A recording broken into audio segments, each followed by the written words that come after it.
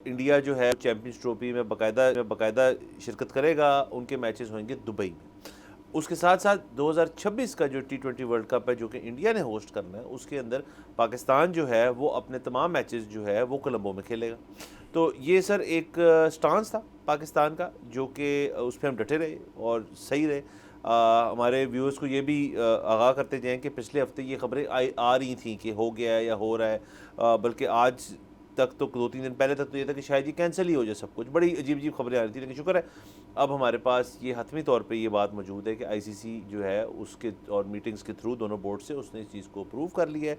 Hosting rights की जो compensation है जो पाकिस्तान लूज़ आउट करेगा वो उनको वापस नहीं मिलेंगी। ये एक डेट्रीमेंट है पाकिस्तानी बोर्ड के लिए, उनको ये इनकम मिलनी चाहिए थी, लेकिन चूँकि I think end of the day दोनों बोर्ड्स के जो चीफ अकाउंटेंट्स हैं वो उन्होंने रातें लगाई हैं सर, और उन्होंने अपने बोर्ड के दीगर प्रेसिडेंट्स को ये बात बताई है जी कि इससे आपका एक्सपेक्टेड रेवेन्यू लॉस क्या है।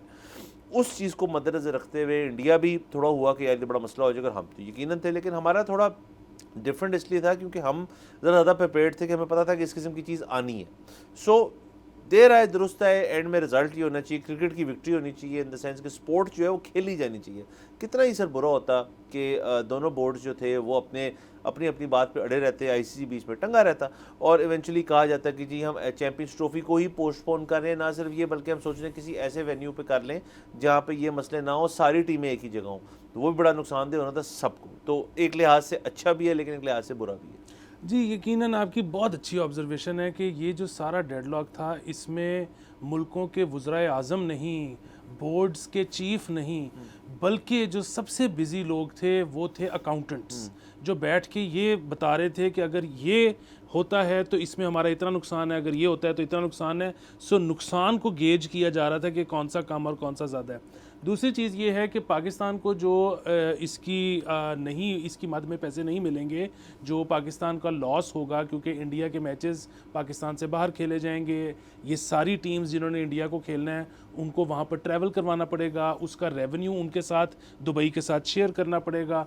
और इसमें जो है ना एक स्टांस जो कि बहुत सख्त पाकिस्तान भी ले रहा था और इंडिया भी ले रहा था, और वो ये था कि जी अगर तो जो पूल मैचेस हैं वो अगर एक मुल्क बाहर खेल भी लेता है, लेकिन अगर वो टीम पहुंच जाती है सेमीफाइनल में या फाइनल में, अभी चैंपियंस ट्रॉफी के केस में इंडिया और अगर वर्ल्ड कप के केस में पाकिस्तान, तो क्या आप सेमीफाइनल या वर्ल्ड कप के फाइनल को उस मुल्क से निकाल दोगे? लेकिन दोनों ममालिक इस पे कायम रहे। अब यही फैसला हुआ है कि क्योंकि पाकिस्तान को कंपनसेशन इसीलिए नहीं मिल रही कि पाकिस्तान के केस में भी अगर पाकिस्तान इंडिया में फाइनल में पहुंच जाता है तो वर्ल्ड कप का फाइनल ही इंडिया में नहीं होगा। हाँ जी। जो एक और इसमें अच्छी चीज़ है वो ये देखें, जिस वक्त इंडिया ने ये कहा था कि हम यहाँ पर नहीं आएंगे तो उन्होंने ये साइट ही नहीं किया था कि सिक्योरिटी का प्रॉब्लम है। देखें क्योंकि अब ये कहा जा रहा है, हाँ, क्योंकि सिक्योरिटी का प्रॉब्लम तो होता तो अपनी ब्लाइंड्स क्रिकेट टीम ना भेजते। वो तो डायरेक्टली ये कहते हैं कि जी क्योंकि रेवेन्यू इससे जनरेट होता है और हम पाकिस्तान को रेवेन्यू का हिट देना चाहते हैं, तो इसलिए हम वहाँ पर नहीं आएंगे।